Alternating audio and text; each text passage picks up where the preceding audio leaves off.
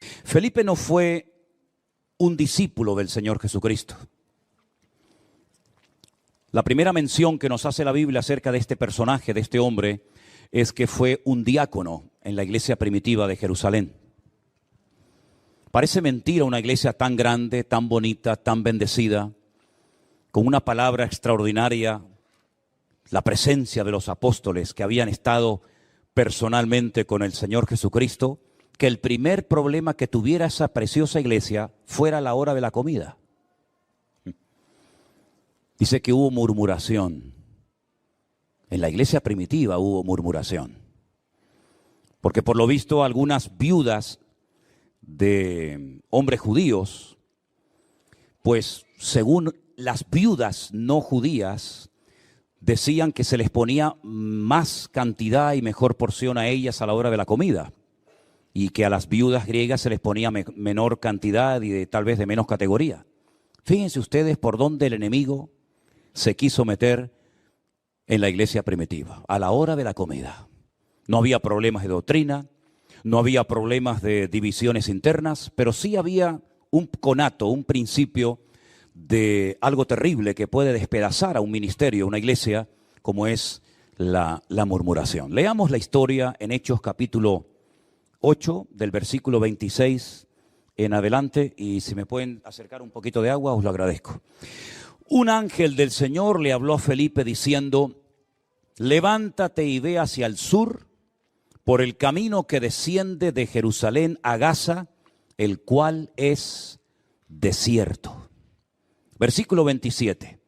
Entonces él se levantó y fue, y sucedió que un etíope, eunuco, funcionario de Candace, reina de los etíopes, el cual estaba sobre todos sus tesoros y había venido a Jerusalén para adorar, volvía sentado en su carro leyendo al profeta Isaías.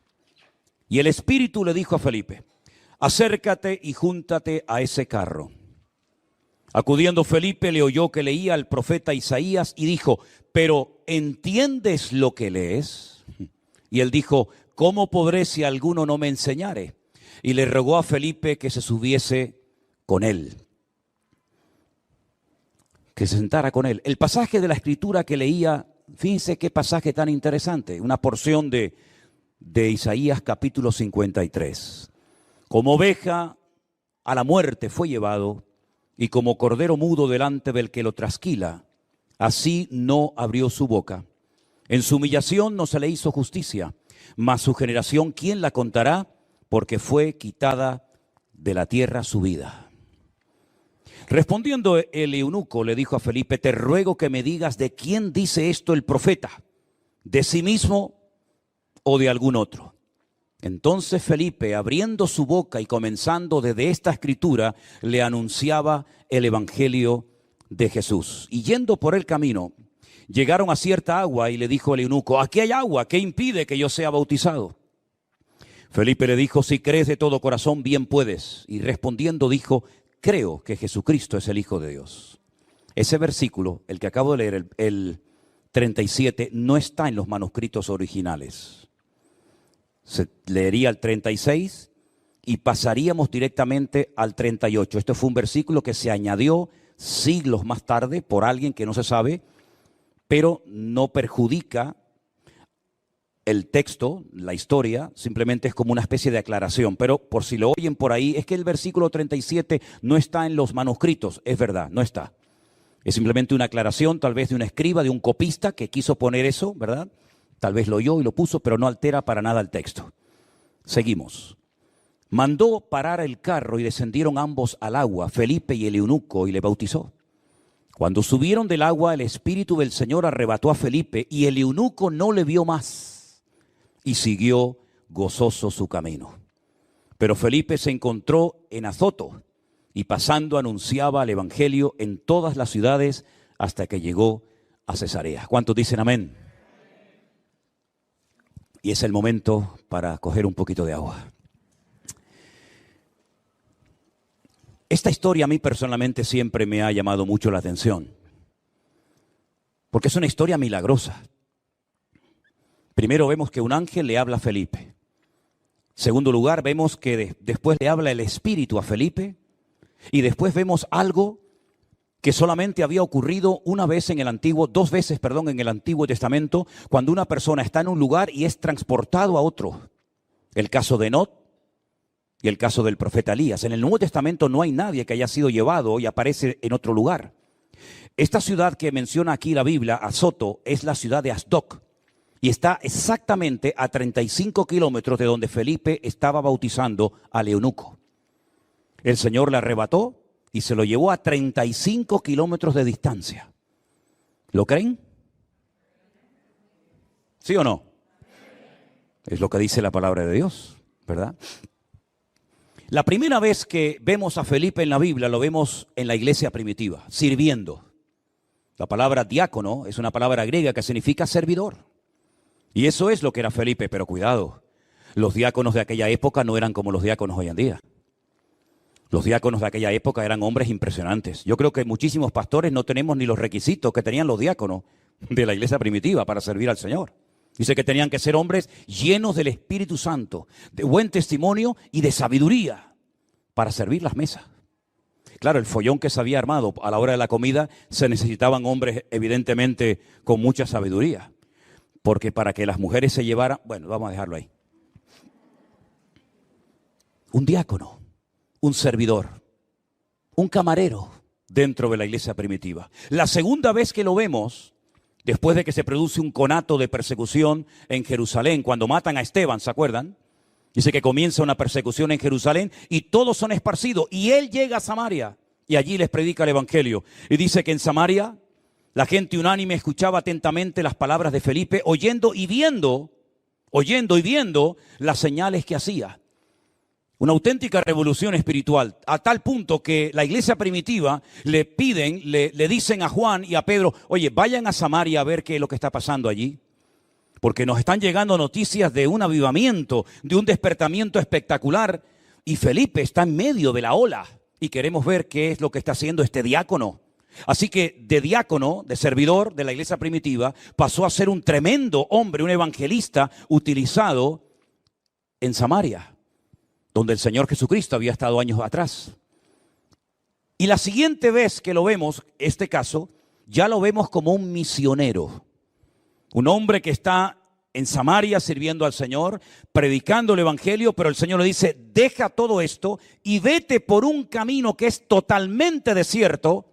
No le da ninguna explicación, no le dice para qué lo manda, ni a quién lo manda, ni tampoco le dice cuánto va a durar ese viaje.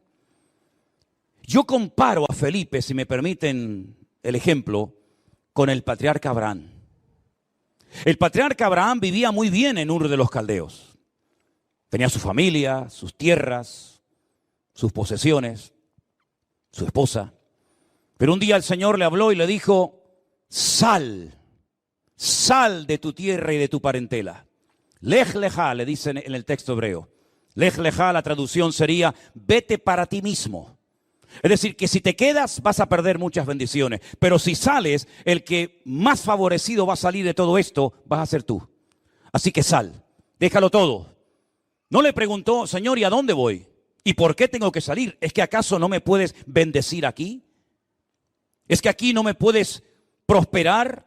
¿Es que aquí no me puedes usar? ¿Por qué tengo que dejarlo todo y empezar de cero sin saber a dónde iba? Y por eso yo comparo a Abraham, este hombre obediente que no cuestiona, que no pregunta nunca nada al Señor, lo comparo con Felipe. Porque Felipe estaba activo en las cosas del Señor. Felipe estaba involucrado en una campaña, diríamos hoy en día, evangelística tremenda. Lo que estaba pasando en Jerusalén con los apóstoles, ahora está pasando en Samaria con él. Centenares de personas se convierten. Gente está siendo liberada de demonios. Gente está siendo sanada milagrosamente por el poder de Dios. Y dejar todo eso para ir al desierto, humanamente hablando, no encaja. Pero él sabía cuál era la palabra, el llamado. Sabía en qué dirección tenía que ir. Y nunca le preguntó al Señor, ¿por qué me sacas de aquí? ¿Quién se va a encargar de todo esto? Tal vez el Señor le quiso mostrar a él y a todos nosotros con su historia que en el reino de Dios no hay nadie imprescindible. Que si no está Felipe estará Juan, y si no Juan estará Mateo, y si no estará Santiago, pero el único prescindible, el único que es imprescindible, perdón, es nuestro Dios. Felipe no cuestiona al Señor, no le pregunta nada, sino que sale en obediencia. Qué diferente, pensaba yo estos días, a la reacción del profeta Jonás. Un hombre que recibe un llamado específico de Dios. Sabe el mensaje, sabe el lugar, sabe absolutamente todo lo que tiene que hacer de aquí en adelante. Y lo que hace es todo lo contrario a lo que el Señor le está pidiendo que haga. Tiene que ir a Nínive, predicar un mensaje duro, de juicio, de arrepentimiento. Si en 40 días el país no se arrepiente, serán destruidos todos, desde el más grande hasta el más pequeño. Jonás podía haber dicho, gloria a Dios, soy el primer profeta de Israel, que el Señor lo manda a tierras lejanas para predicar la palabra, para que se conviertan los gentiles, los paganos. En absoluto.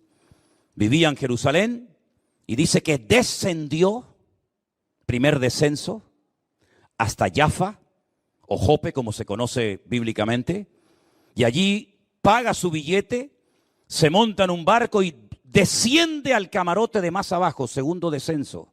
Y mientras va navegando, dice que es arrojado por la borda, se lo traga un enorme pez y desciende a lo más profundo del mar. La vida del desobediente es un continuo descenso, de Jerusalén a Jaffa, de Jaffa al fondo del mar. Por el contrario, la vida del hombre y de la mujer obediente, que acata la voluntad de Dios, que no cuestiona las órdenes de Dios, que dice como el profeta Isaías, heme aquí, envíame a mí. En vez de descender, la luz en su vida es como la luz de la aurora que va en aumento.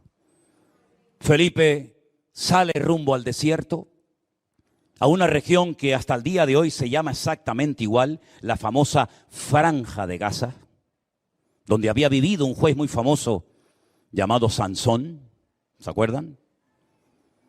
Y dice la Biblia que mientras descendía por ese camino, ese primer misionero que no sabe con qué o con quién se va a encontrar, de repente se encuentra con un personaje muy interesante.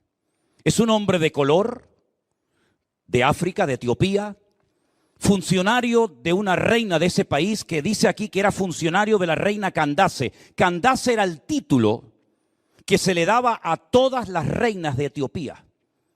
¿Por qué no se menciona al rey de Etiopía? Al rey de Etiopía se le consideraba un ser divino, que no tenía que rebajarse para atender los asuntos de los mortales, de los seres humanos. Y entonces delegaba todas las funciones en las reinas y se les daba un título a las reinas etíopes que era Candace. Así como a los de Roma se le llamaba César, ¿verdad? Y a los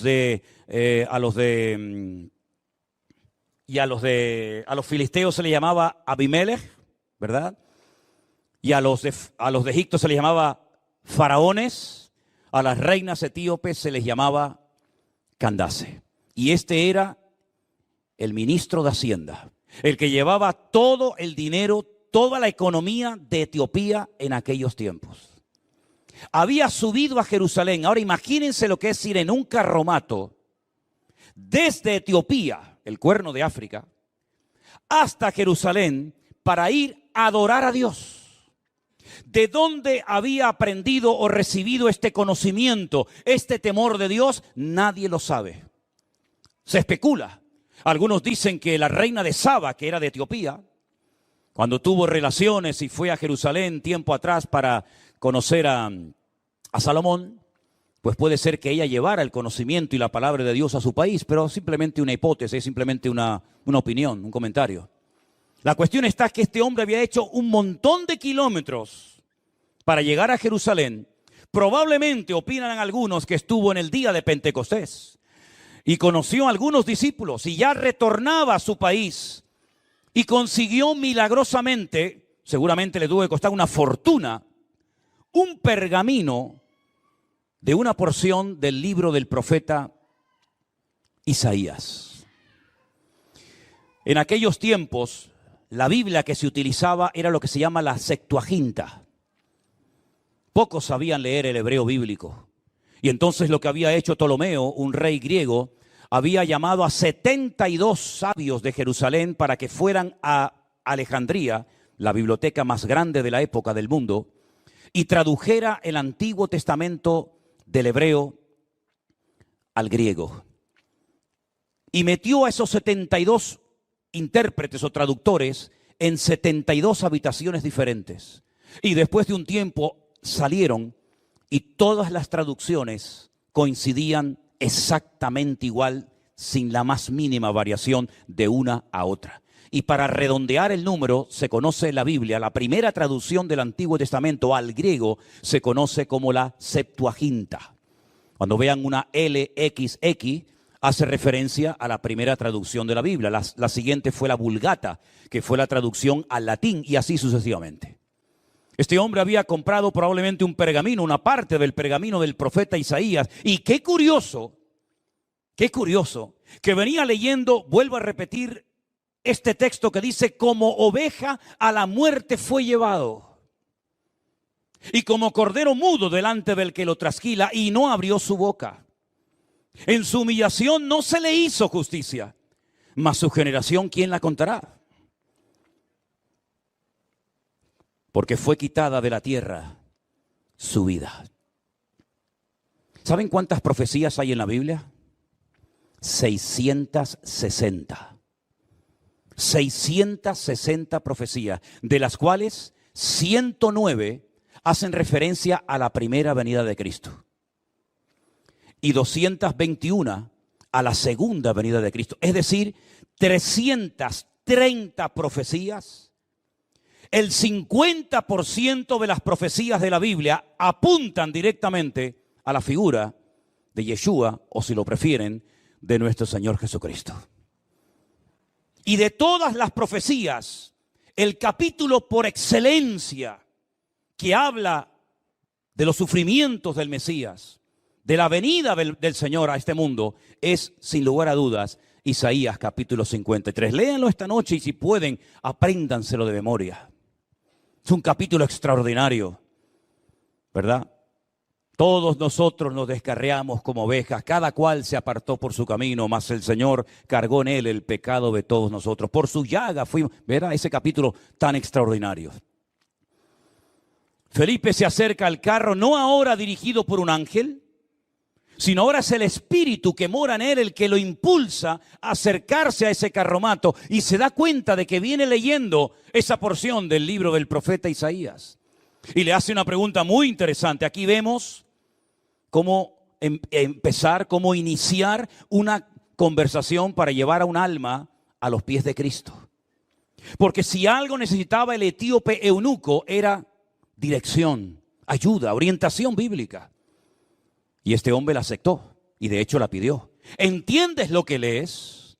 Es la pregunta que yo les quisiera hacer a todos ustedes en esta tarde.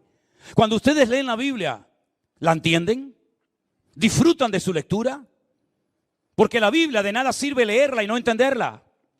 Como tampoco sirve de nada entenderla, leerla y no vivirla y no aplicarla en nuestra vida. Lo importante es leer la Escritura, disfrutar de ella e interiorizar sus verdades en nuestras vidas. Para que de esa manera nuestra fe sea una fe robusta, firme, estable, constante, permanente, y podamos crecer y desarrollarnos en Cristo y no dejarnos engañar ni manipular por absolutamente nadie.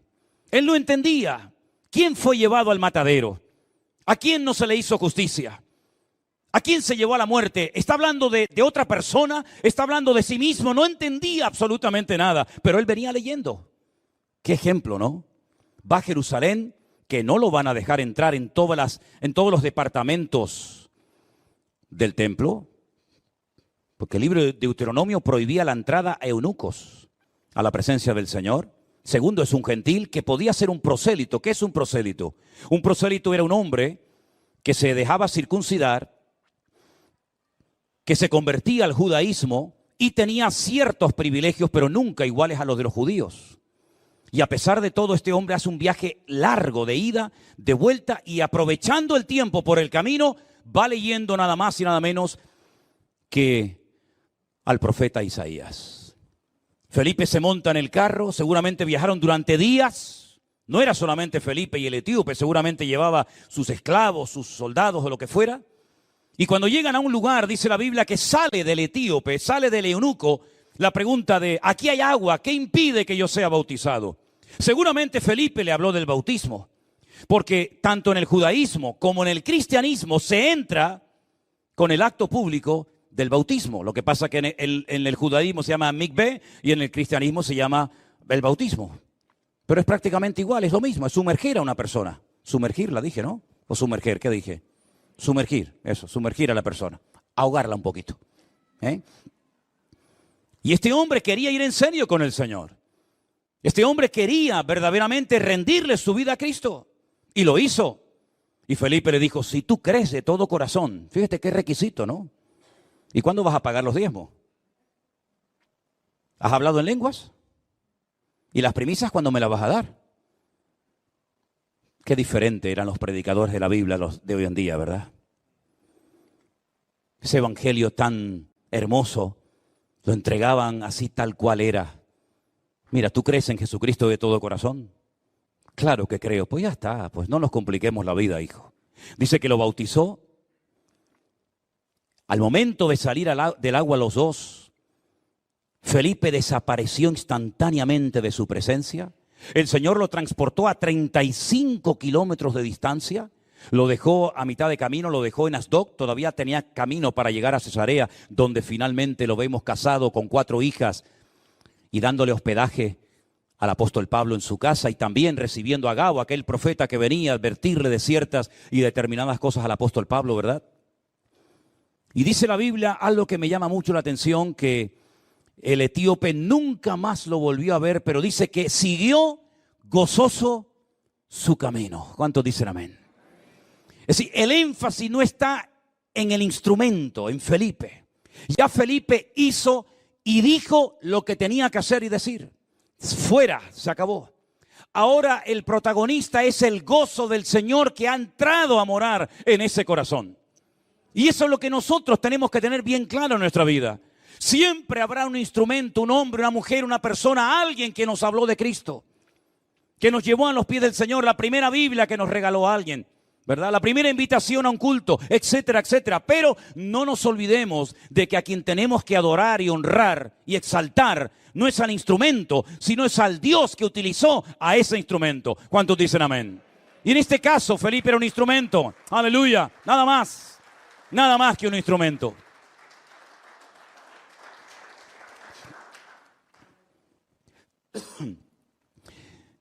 Cuenta la historia que este etíope llegó a Etiopía y fue el primer hombre en llevar el evangelio a África. Y muchos etíopes hoy en día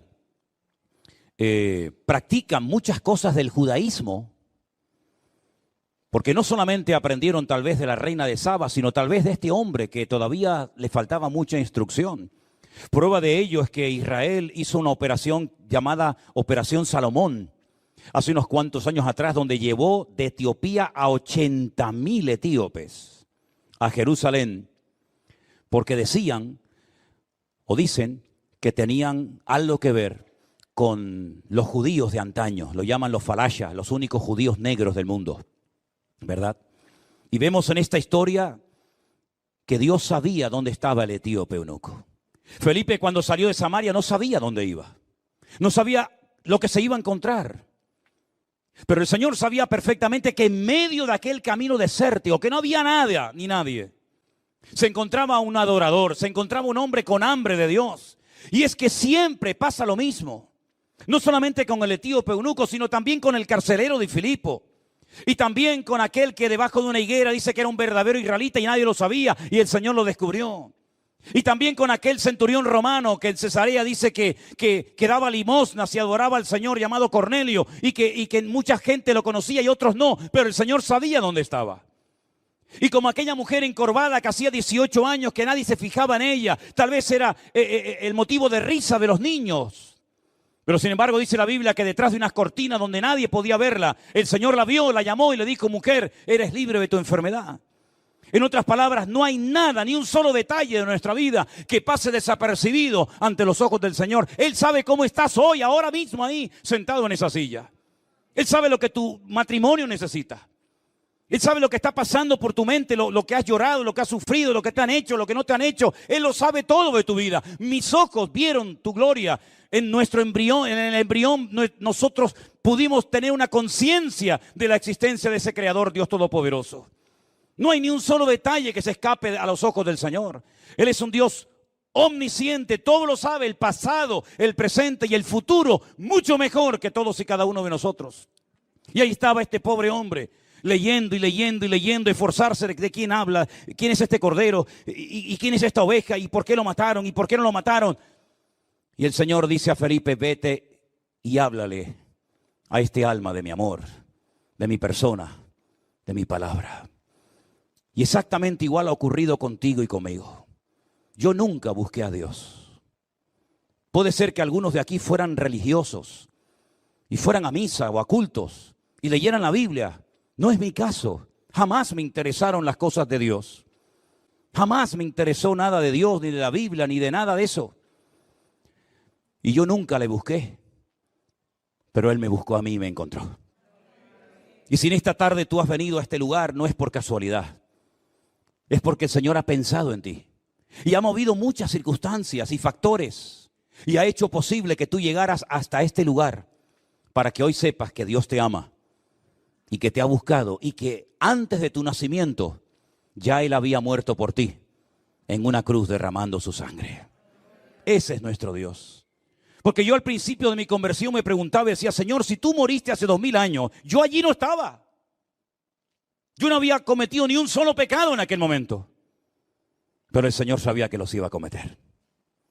Así que no solamente murió por aquella generación, sino murió por todas las generaciones que aún no habían nacido, pero que Él sabía perfectamente que todos nosotros nos descarriamos como ovejas, cada cual se apartó por su camino, mas el Eterno cargó en Él el pecado de todos y cada uno de nosotros.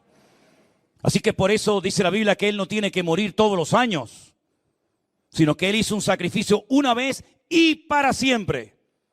Y en cuanto entendamos esa gran verdad y aceptemos a Cristo como nuestro Señor y Salvador personal, comenzamos a experimentar el gozo de la salvación. Hemos pasado de muerte a vida, hemos nacido de nuevo.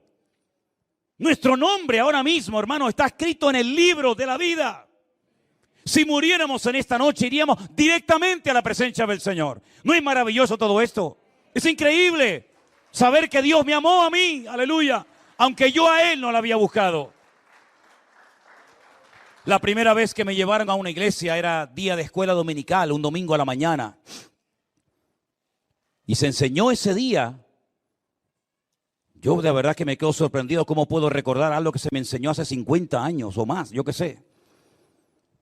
Enseñaron en la clase de escuela dominical el versículo que dice, nosotros le amamos a Él porque Él nos amó primero.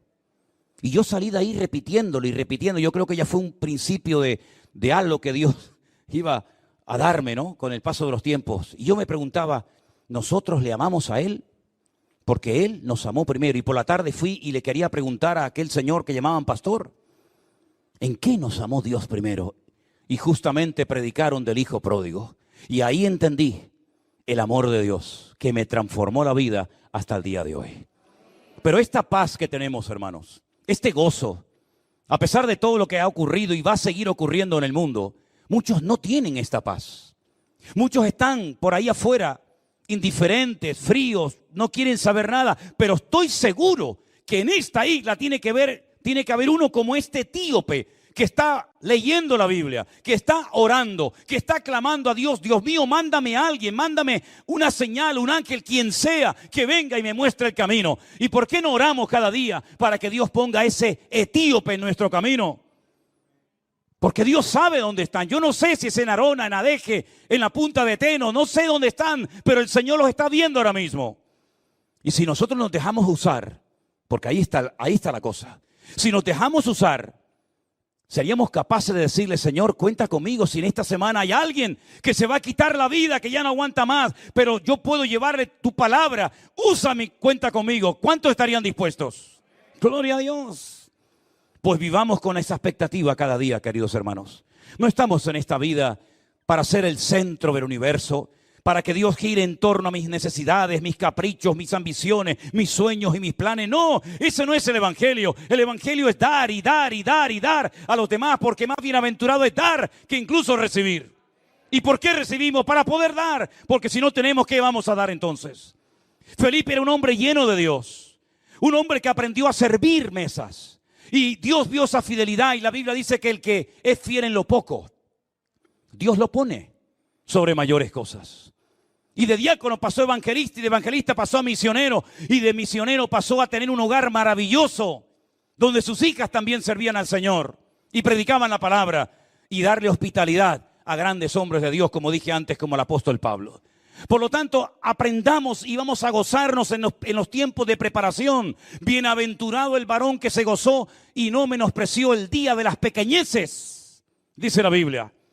Todos quieren cosas grandes, todos quieren empezar la casa por el tejado, pero la vida cristiana se empieza desde abajo, picando piedras. Y si Dios ve tu fidelidad y cómo te gozas sirviendo una mesa, cómo colocando una silla, cómo barriendo un suelo, cómo limpiando un baño, cómo haciendo funciones de ujiero, lo que sea, y Dios te ve que te gozas, te va a elevar y te va a dar más, porque el desobediente desciende como Jonás, pero el obediente sube y va de gloria en gloria, y de victoria en victoria, y de bendición en bendición, en el nombre del Señor. Aleluya. Esa es la vida del Hijo de Dios.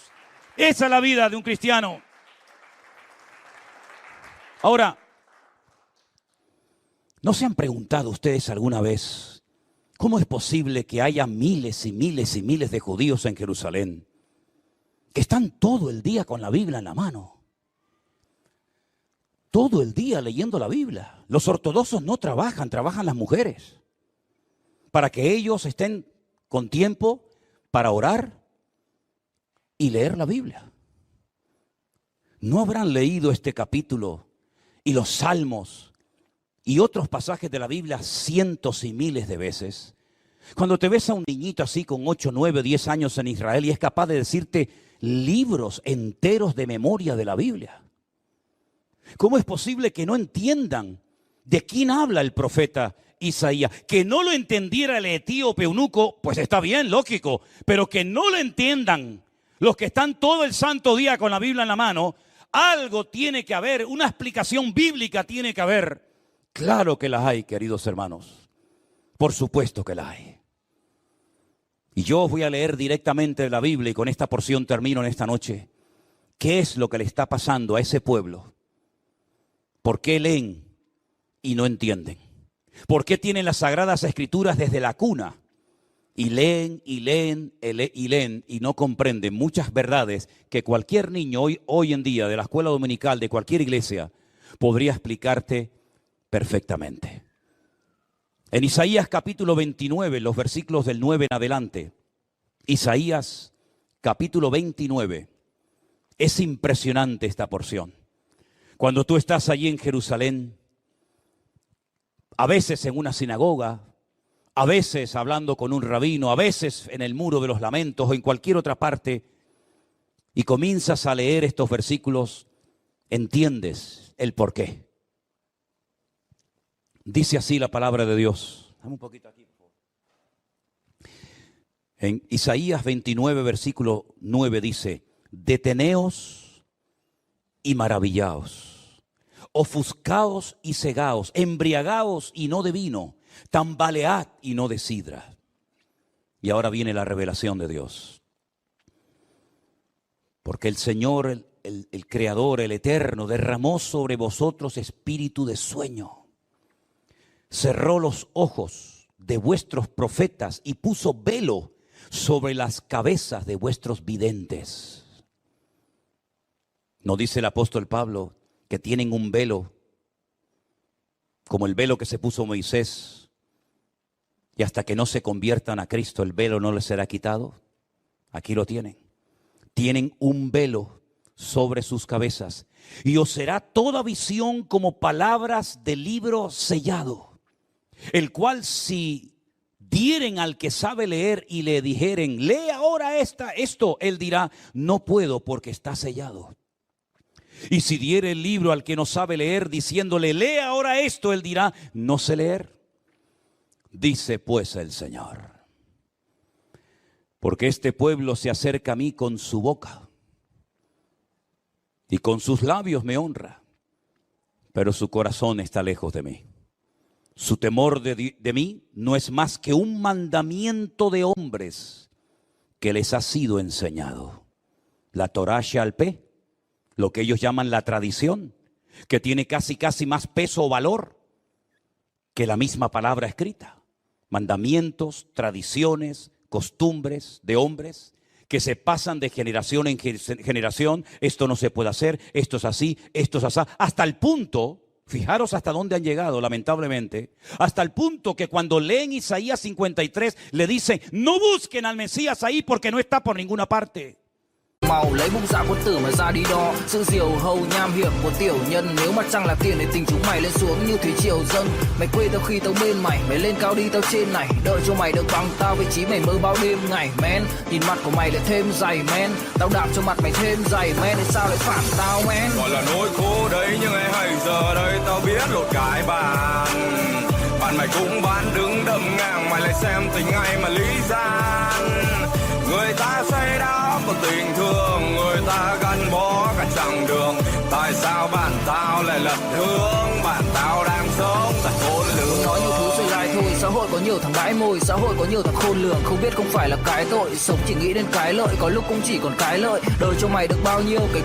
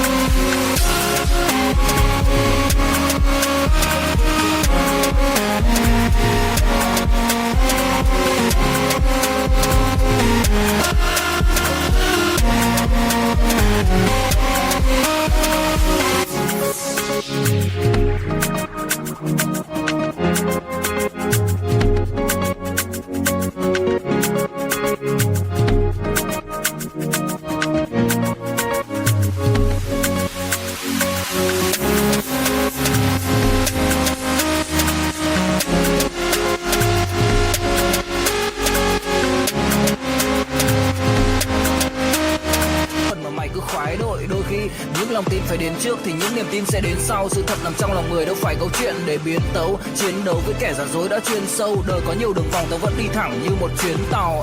Hy sinh hùng hồn thì dễ nhưng chết ung dung thì mới khó. Định mệnh chúng mày chỉ tới đó và đừng bàng hoàng khi thằng phản mày lại là thằng bạn nối khố. Có cả lẽ đời là ai cũng hiểu những thằng ba que thường xỏ lá, còn tự trọng con người thì nhỏ quá. Phần lớn đều sống bao phải chỉ kiến thay đổi khi gió phả bỏ qua. Ahí no está hablando Isaías de los sufrimientos futuros del Mesías, sino de nuestros sufrimientos como pueblo de Israel de cara al futuro. Y entonces dice, ahora entendemos. Nosotros como ovejas fuimos llevados al matadero, ¿verdad? Y comienzan a verse en un capítulo donde no están y no ven al que tienen que ver, que es el Señor. ¿Por qué? Porque le adoran con sus bocas, pero su temor de Dios no es que mandamientos de hombres que les ha sido enseñado. Por tanto, he aquí que nuevamente excitaré yo la admiración de este pueblo con un prodigio grande y espantoso, porque perecerá la sabiduría de sus sabios y se desvanecerá la inteligencia de sus entendidos. ¿Entienden ahora? ¿Entienden ahora como un pueblo tan culto, tan sabio, que el 80% de los premios Nobel del mundo los han ganado ellos? ¿Entienden ustedes cómo es posible que un pueblo que en pocos años ha convertido un desierto en un vergel? ¿Entienden ustedes cómo la mayoría de los artilugios que tenemos y usamos cada día han sido inventados por ellos? ¿Entienden ustedes cómo la tecnología puntera en el mundo entero viene de Israel y no son capaces de entender una profecía de Isaías capítulo 53? Alguna explicación tiene que haber. Aquí la tienen. El Señor ha puesto un velo sobre sus ojos, y hasta que no se conviertan a Cristo, dijo el rabino Saulo, no les va a quitar ese velo el Señor. Porque el evangelio no es acariciar ni lisonjear al pecador. El evangelio golpea al ego del hombre. La ley va a la cabeza. El evangelio va al tercer botón de la camisa. Te toca el corazón. El Señor no te entra por la cabeza. el Señor te entra por el corazón. El corazón es la puerta de la voluntad.